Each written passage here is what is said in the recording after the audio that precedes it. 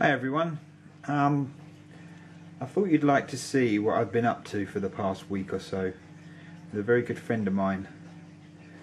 I'm just getting into these little four-wheel drive cars. This is my first one, which is pretty cool. It's pretty quick, but you'll notice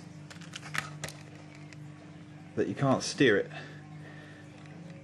You also notice, for people who don't know, these little wheels on the side, like guide wheels. It's very big in Japan, very big in the Far East, Indonesia, Singapore, that sort of thing, but we don't have it over here. And I thought that was a real shame. So I got onto Tamiya, who make these things. See? There's Tamiya on the back. And I said to them, why don't you bring this over here?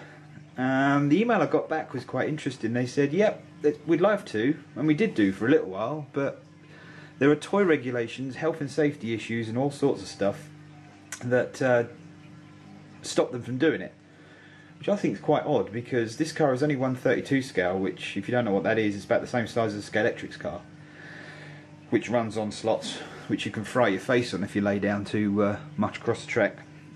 I've done that a few times. But you can't have these little, they run on, I don't know if you can see, they run on AA batteries with a little tiny motor in them. Why you can't have these things in the UK, I don't know. But anyway, how they work is they work a bit like a slot car, but instead of having the slot underneath, the track is raised on both sides, so it runs in like a little trough. Now you can't get the troughs or the tracks or anything like that over in the UK because it costs about 300 quid in postage to get it from Japan, which is possibly why Tamiya didn't bring it over. Anyway, you can do this in America, so why not in the UK? Anyway, so getting back to that, I thought there are C cars that they sell. They're big four-wheel drive and very, very quick buggies. Will be more of a danger to kids and adults than these little things. But there you go, never mind. So anyway, trying to get the track is very difficult. So what I did was, with some help from my lovely girlfriend and some very good friends, we made this.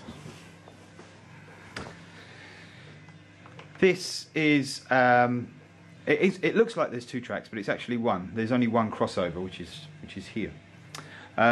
It's all made out of cardboard, glued down with hot glue gun, which makes it quite surprisingly rigid. And it has to be, because the car, you know, remember I mentioned the guide wheels? Yeah. The car goes in the slot, and as it belts around the track, it uses the wheels to guide it round. Yeah, see that? Pretty cool. Okay, so a track this size would cost you about, I don't know, £150 to buy, if you wanted to buy it. But then you've got to ship the thing, and to ship it over costs ludicrous amounts of money. Almost twice the cost of the track in postage. Now I was a bit surprised at this. So I spoke to a mate of mine who lives in Singapore, and he tells me it's the weight. It's how much because the Tamiya track is made of plastic. You know, and this thing's quite heavy, and it's made of cardboard. So there's no chance of me getting a proper Tamiya official track over here anytime soon, but we're working on it. Anyway, I'm making this video because I've started a club called TAC UK, which is a combination of me and my girlfriend's initials, which is all cute. And I'm trying to raise a bit of awareness in the UK. Now, I've got some friends of mine who are in an anime club, which I also run, interested. So the idea is we're going to have a few races, some fun. You can do some dyno stuff, because they even get a little mini dyno for it. I'll show you that later, or you might have seen that in an earlier video. But the main purpose of this video is to show you the track, show you the car, and for me to show off a little bit with my friend Simon, who was done some electronics for us. So you may have noticed this, which looks a bit like a TV remote sticking out the top of a box, which is exactly what it is, or exactly what it was. We had this idea that we could time the cars as they go round, and obviously that would be an easy way to make it competitive. But we had no idea of how to do it. We thought of trying like a little infrared sensor that we bought in Maplins for about £1. But the sensor was okay, but it wasn't powerful enough to receive. So we went to a boot sale and bought 1 million TV remotes, figuring that the TV remote worked from way across the room, so it's got to work in here. Unfortunately, when we took it to bits and we took all the IR sensors and IR senders out of it, it just didn't work too well. It worked, but the distance was rubbish. We couldn't fit the car between them. So we did a bit of a hacking job, hacked some hardware, and ended up sticking a hacked remote, which is what that is, underneath all that gaffer tape and stickers, and it's pointing down to a sensor below the track. Now you might not be able to see it, I might not be able to get in, but let's have a go. See the little thing? Right, a bit up there. That is a little sensor which runs to this. Now, on the right here, we have something called an Arduino, which is a new thing, or a relatively new thing, new to me anyway.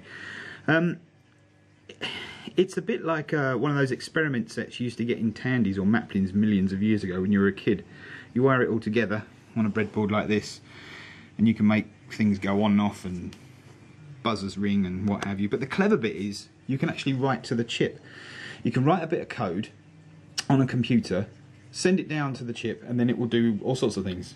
It will basically be a little tiny programmable computer or a little module that allow you to do all sorts of experiments. So after a bit of fiddling around, yeah, again, my friend Simon, we've been doing this all week, we worked out that we can connect that to that to that, and then have it spit out a lap time in seconds, which we thought, well, that's pretty cool. So I also have one of these, and for those of you who have no idea what that is a Raspberry Pi.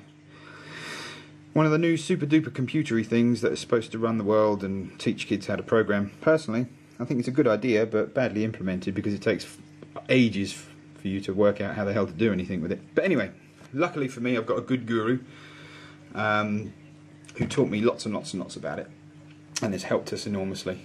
So thank you, Simon. That's just the lid for it. It doesn't actually come with a case. I bought this. This is from Mod My Pi. Little plug there. Good case. Same price as or half the price of the stupid board, but never mind. And it's connected to my big TV, which is fine. Cool.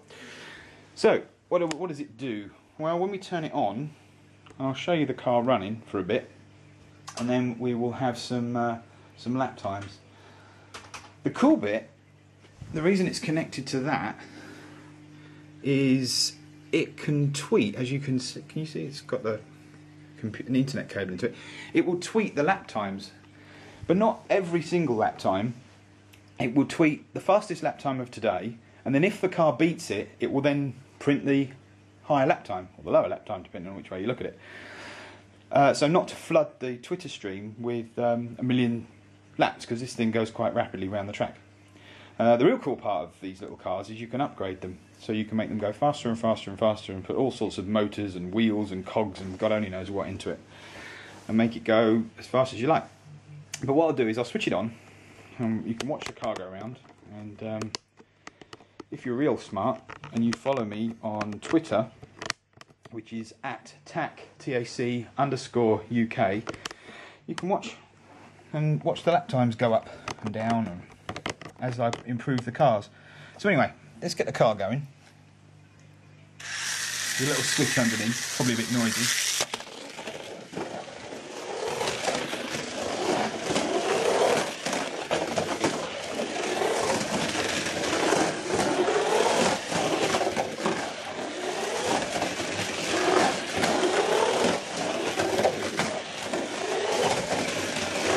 If we go down and have a look at the electronics, you see it's counting laps for us. There's 5. There's 6. There's 7. Go back to watching the car for a minute.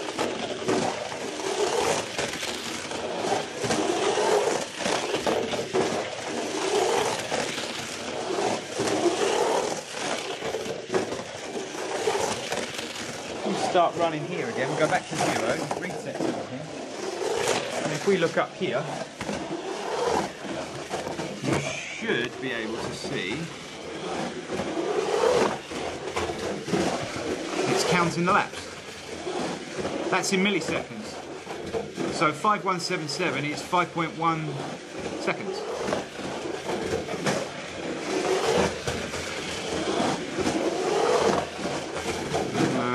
Slowing down, must be low on battery. 5.3 seconds, 5.2. Oh, that didn't sound good. That was a longer one. But if you're following us on Twitter, these will come up in seconds in the stream. So anyway.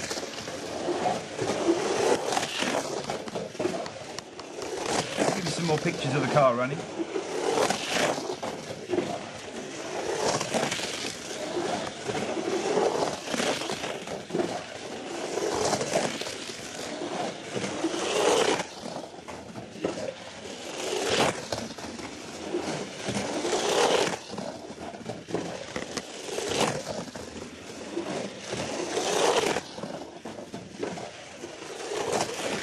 The idea is to get a few of us round, play with our cars,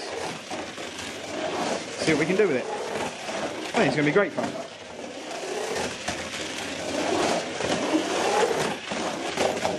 Biggest thing we've got to do is get something with better batteries.